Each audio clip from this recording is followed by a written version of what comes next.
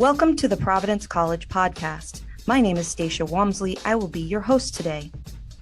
As PC's sixth day of giving approaches, I am thrilled to have Andrea Keefe on today. She's the Assistant Vice President for Development at Providence College in the Office of Institutional Advancement. Thanks for being here, Andrea. Hi, Stacia. Thanks for having me.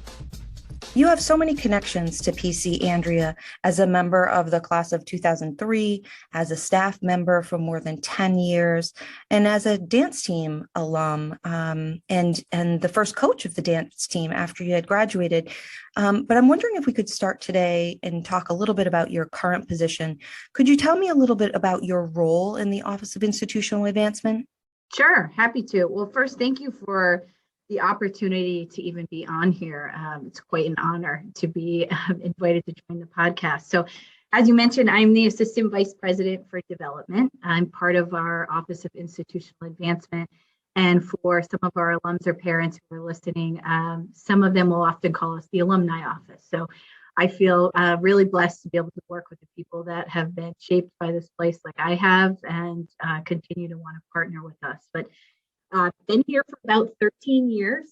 I've had multiple different roles within our office, starting in alumni relations, moving in corporate and foundation work, major gifts, and now development. And here, I'd say the easiest way to explain my job is I help to really think about strategy and part of the leadership team for Greg Waldron here for advancement. So my side of the house, as you could say, really works with individuals who have decided that they want to make a really meaningful impact with the college through philanthropy.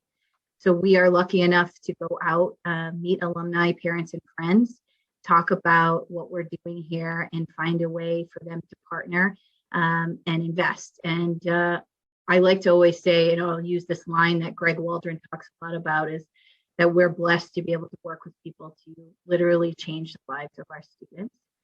And that's really what I would say philanthropy does here at PC. We are the conduit to these incredible people who love this place as much as we do and are able to invest in some really important work for our students.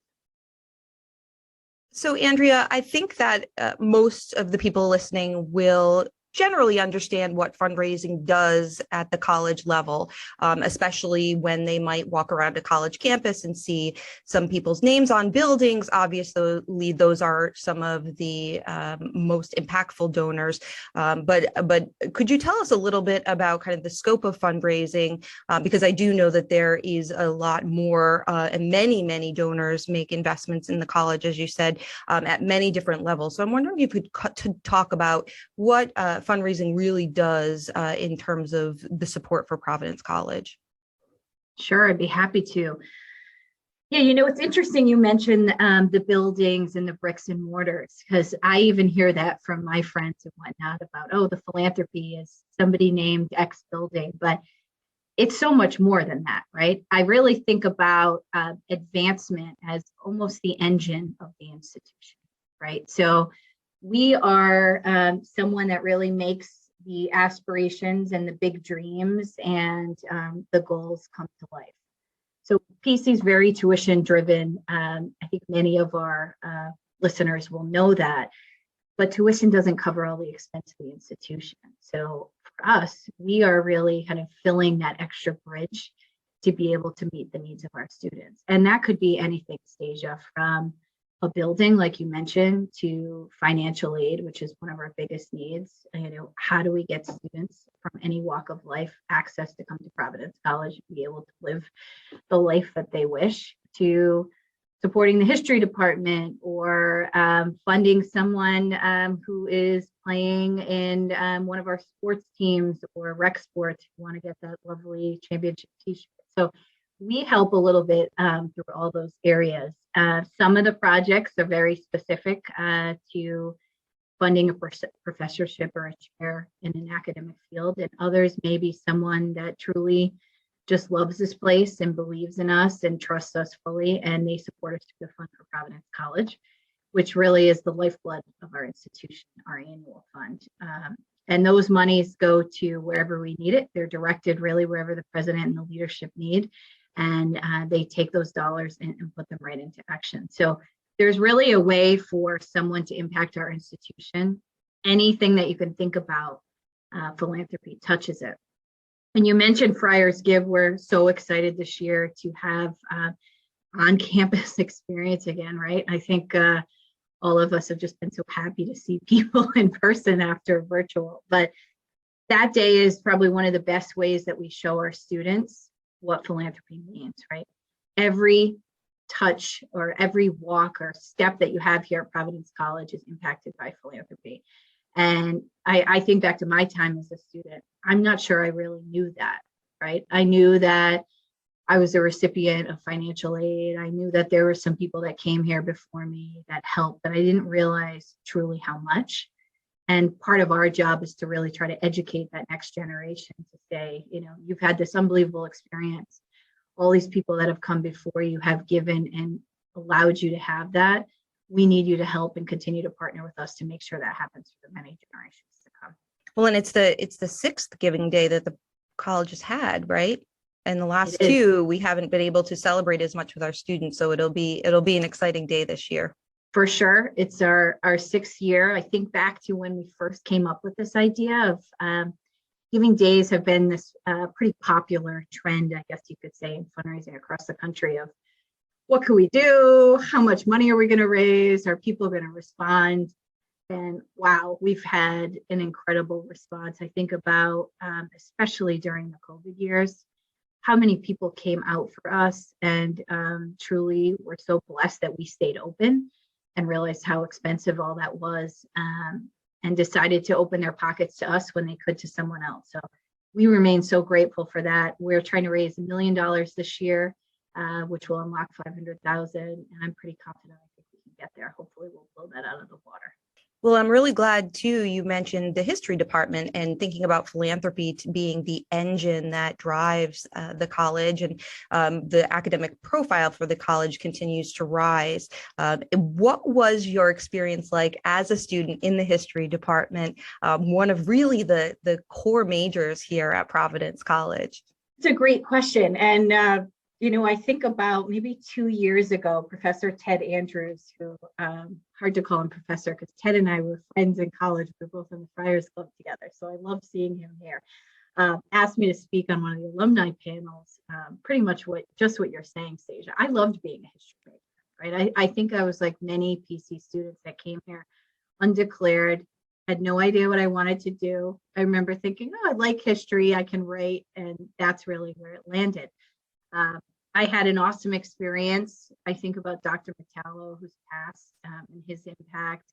Donna McCaffrey, I think I took 3 of her classes, but met some really great people in the department.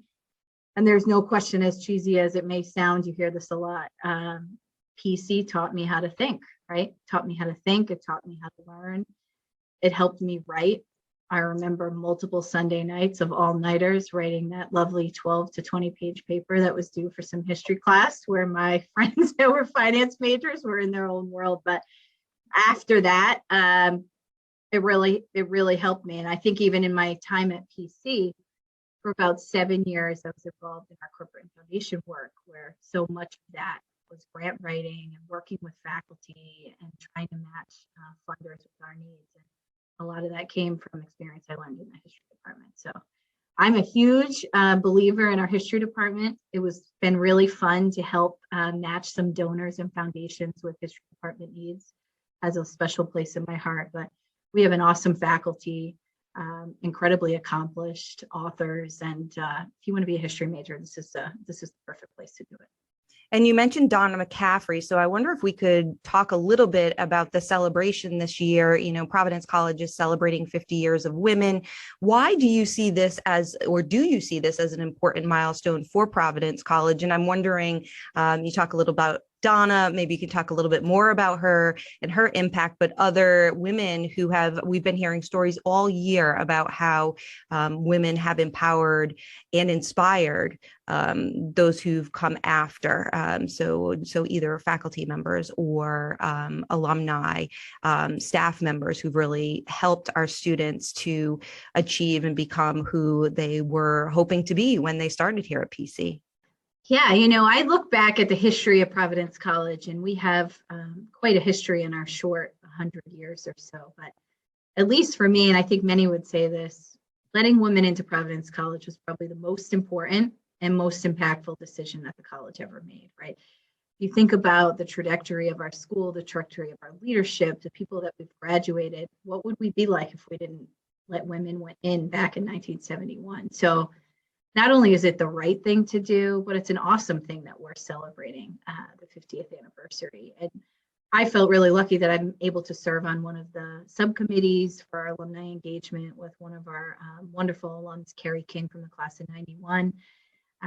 Donna, when I think about her, she was one of the first, right? She was one of the first hall directors. She was one of a leading faculty member. She was entrenched in the campus, right? She wasn't just a faculty member. She was a faculty member. She was a mentor. She was a hall director and someone, I guess you really could say a legend, right? And wow, she really could demand the classroom. So she was a great person to know, and really fun that we are able to continue to think about her. We have a scholarship in her name, a space dedicated on campus where many other alumni think back to her.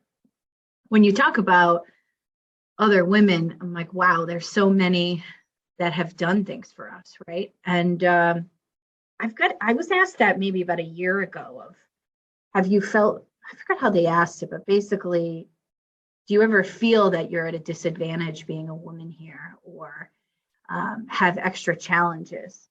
And maybe I'm the wrong one to answer, but I don't, I feel really blessed that all of these women that have come before us, and we see her all the time, right? I'm sure everyone mentions her, but Ann Manchester Molak, she's been here from the beginning, right? She graduated in first class.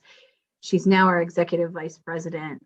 People like Ann made it possible for me to start working here in 2009 and never feel that male woman barrier. So I've been personally really blessed by that.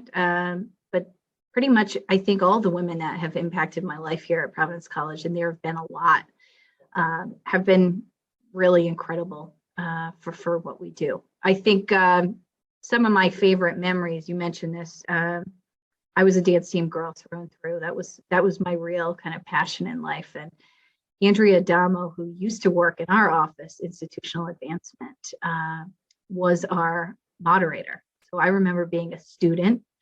We were in the basement of Alumni Hall coming in to talk to Andrea about budget, or what are we getting for uniforms, or what are we doing there? So talk about a full circle moment when I came back in 2009, and now she's part of our team. She's since retired, but she's one of many that have had a real impact. But I'd say there's a lot of men too that have been great mentors along the way. And we should mention, for anybody who's not aware, Professor McCaffrey did pass away in 2016. So as you say, having some scholarship in her name, as well as there's a location on campus that was dedicated in her memory as well. So certainly very meaningful to this campus. And you mentioned Ann Manchester Molak as well, holding the top position a woman is held at Providence College during this momentous year, and several other people who have been rising in leadership who are women at the college. I wanted to talk a little bit about the vice chair of the board of trustees, Susan Esper, who is one of those women leaders who has really set a path forward for many women here, and is helping in one respect with the Providencia Fund, which is a new fund that was launched for the 50th anniversary of women. Could you tell us a little bit about the Providencia Fund and how that fundraising effort is going? Sure, I'd be happy to. Wow, I think in all my time here, Providencia may be one of the things I'm most proud of that we've done, right? So our Providencia Fund, and I'm sure many have heard about it, I feel like we're talking about it a lot, which is a great thing, but is a women-specific fund and initiative to celebrate our 50th anniversary, an opportunity for women to engage with us in the college and to support programs and efforts that specifically impact women. and broader groups. What we did this year, thinking about the 50th anniversary, was how do we make a mark, right? How do we make a stamp? How do we put something in the ground that's a lasting legacy that can engage our population, bring people together? And after many, many hours, many years of conversation that I think started, gosh, probably back in 2016 with our Women's Engagement Task Force, and conversations with everyone from, I think, our current chair of our National Board of Overseers, Megan Lyon, Susan Esper, who you mentioned. We came up with this idea to create an endowed fund where we would have almost a collective sort of giving where women could contribute to it. And every year the distribution will support programs and effort at the college. You hear sometimes this idea of what they call a giving circle, another kind of popular model across the country. And this is the first time we're really trying it out, right? So ideally what will happen here is we get together, our women who have supported the fund at or above the $50,000 threshold will be invited to join our Providencia Leadership Society and our leadership committee. They'll gather with us in the fall, and we will be bringing faculty and students to present some ideas, which should be really neat. And then together we are going to vote to determine how we allocate those resources every year. So first time we're doing this, we're really excited. And I just can't even begin to express the response we've had, right? We started out the year thinking, okay, can we do $1 million a year? And internally we're like, we know we can do it. It may be a stretch. How do we get there? Well, not only did we do it, we got to $1 million in 5 months. And I think in those 5 months, not one person declined the ask. It was almost an automatic, I want to be in. And you mentioned Susan Esper. So Susan is an incredible leader, right? Class of 91, parent of 2 women friars, one who's a current student, one who graduated. Great mentor and friend, feel very lucky to work with her. But she leads, right? And she leads by example. She's heavily involved in Deloitte in their women's efforts. And she was the first one we went to with this idea. And the board was very involved in thinking about how we engage women, but was pumped for Susan. Susan stepped up significantly for us as our challenge donor. And her challenge is serving to try to encourage other women to participate in the fund at the $10,000 level. And we are a little bit more than halfway to that challenge already. So we're pumped. And I think we are absolutely going to be north of 2 million by the end of the year, and it'll just keep going. When you said the people who are at part of the group will come together in the fall and think about where that will go, and like you said, vote on it. So that's an opportunity for real connection with the people who are making significant gifts and really helping to propel the college to interact right with faculty and staff who are proposing work that this could support. So that's truly interesting. And do you expect that to happen as part of a particular event during the fall, or are they being invited back for a special session that you're going to be having in the fall just for this purpose? Yes. So right now we're thinking we will tie this with our homecoming weekend, right? We always try to think about what are the moments in the year where people are most inclined to come back. We know everybody has really busy schedules. How can we align and make that happen? So schedule isn't fully fleshed out yet, but at some point during that homecoming weekend, we may have an hour-and-a-half meeting where that fun would really happen. But prior to that, in a few weeks, on April 22nd, we're having a half-day event for alumni, and that information is going out right now. We'd love to have a full house for that event of speakers and panels and networking opportunities. And we're, of course, going to recognize the women have joined us with the Providencia Society. And, Stasia, I think about like long term, what's really awesome about where we are is we're in the infancy stages, right? We internally said, okay, we want to put our toes in the water. We need to figure out how to better engage women and make them feel more connected to the college to provide that opportunity.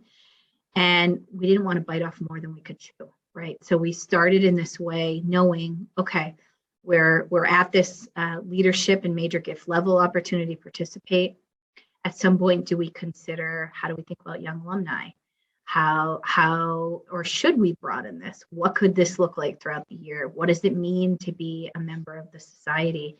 And those are all things and internal conversations we're having right now. So I think there's more to come for a woman that wants to engage with the college.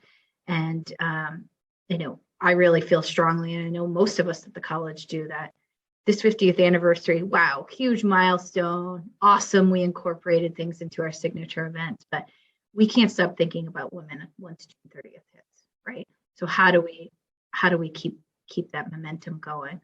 And in my role in fundraising, I know a lot of the research, and it's almost intuitive for me, is talks about how women and men make decisions on philanthropy very differently, right? And again, everyone is different depending on who they are, but traditionally you'll hear often that women tend to like to be engaged. So they are, again, this is in a generalized statement, there's someone who likes to volunteer. They like to get their fingers in where they're going to engage before they invest their money.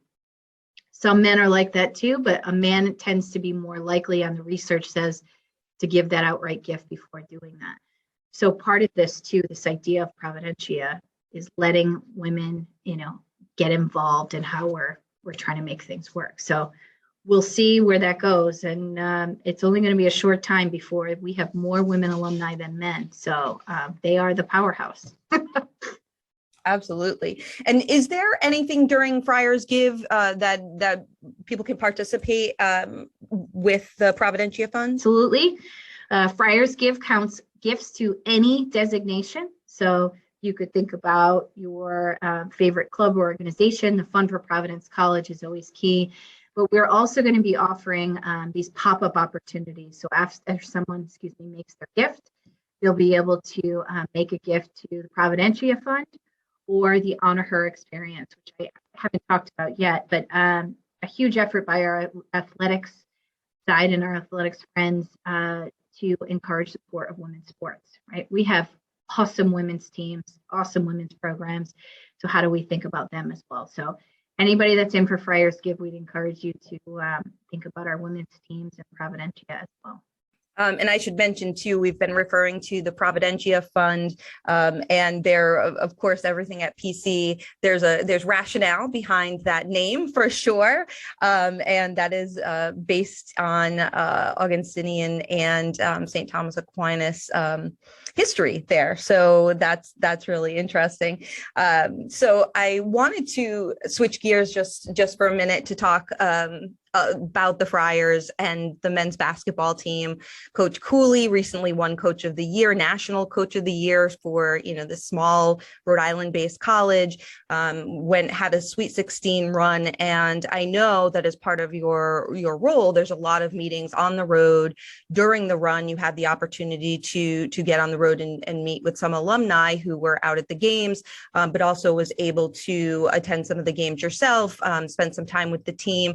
Could you just talk a little bit about what this past few weeks has been like, that proximity to the team? And in particular, I think you were there in Buffalo when we made it to the Sweet 16 and beat Richmond. Could you just talk a little bit about what that experience has been like? Gosh, I'd be happy to. I mean, first, how awesome is it that our coach is Coach of the Year? I mean, it doesn't get much cooler than that. And for somebody who gets to see him walking across the campus, people will always ask that. He is the real deal. He is genuine. He is part of this PC family. So I couldn't be prouder or happier for him, who really deserves this. But it's been awesome, right? I think anybody would say it's been awesome.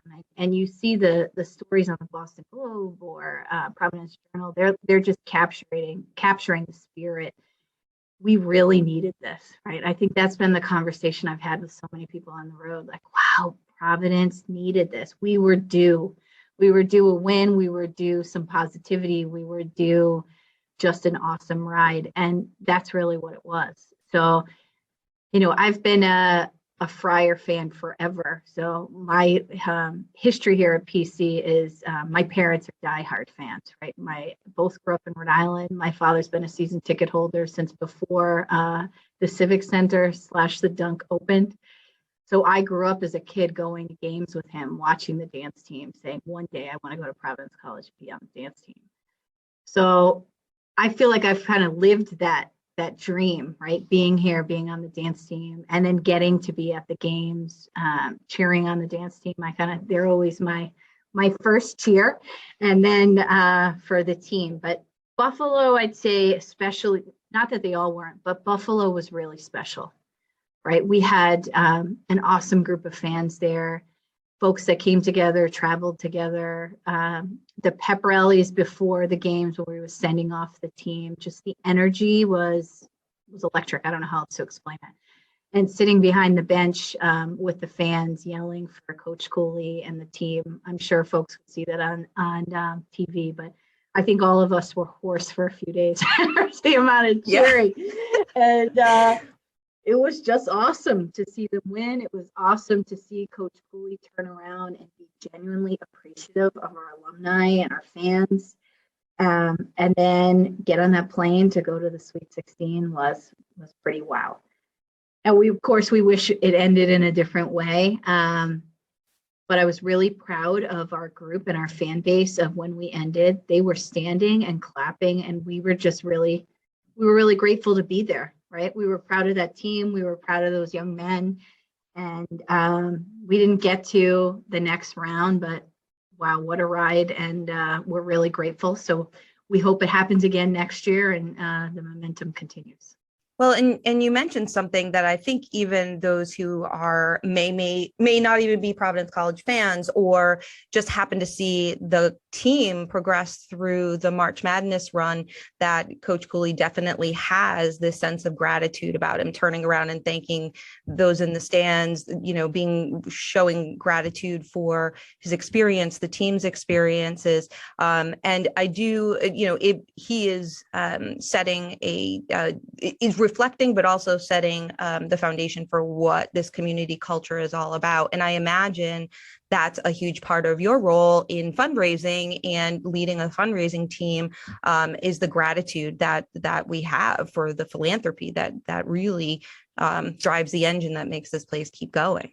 Without a doubt, Stasia. Every single gift, every gift of what I will often talk about, time, talent, or treasure, right? There are some that are incredible volunteers and they give back and they work with our students and they hire our students or they mentor. There are others that offer talent that may do things for us. And then there are others that also support us with treasure. We would not be the place we are without them, right? People who are not Providence graduates that come and work at Providence College, you often hear like, wow, this is a really special place. And then the people are what make it special, right? And the gratitude we have is genuine. I think that starts with our president, Father Sicard, who's a double alum. And my days as a student, he was overseeing residence life. I was an RA in that office. He's still that same genuine person now. And for us, everything we do needs to be about gratitude, because folks are choosing to make an investment here in Providence versus somewhere else. Or instead of going out for that dinner on Saturday night, they're giving us that $100 to help that student who wants to accomplish something big and great. So on behalf of myself and others here, we're incredibly grateful for those that continue to support us. We're incredibly grateful that folks choose to support PC in any way. And I'd also say we have immense need, right? We are starting to think about what our next campaign will be, where we're going, what our vision for the future is. Father Sicard has a pretty awesome vision of where he wants to be, including what I would say almost the second biggest thing that may change the face of the college. First, inviting women. The second could be potentially a nursing school. But we're not going to be able to do that if folks aren't willing to partner with us. And we're really blessed that people are.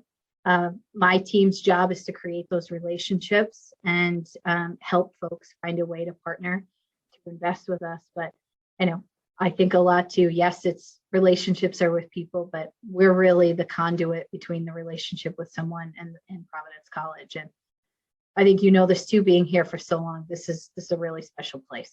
Absolutely. And we'll hope to have you back on the PC podcast and some of your colleagues as we move forward with advancing towards that comprehensive campaign, as well as the future that the potential nursing school holds. So hope this won't be the last time we see you or hear you on the PC podcast, I should say. But thank you so much for being with us today, Andrea. Thank you, Stage. It was great to be with you all. Go Friars, and thanks to everybody for listening and for all you do for Providence College. Our guest today was Andrea Keefe, class of 2003, and AVP of Development here at Providence College. You can keep an eye out for Friars Give on April 6th. Like Andrea said, we are aiming for $1 million day of giving this year. I'm Stacia Walmsley with Chris Judge, the producer of the PC podcast. Thank you for listening. Have a great day.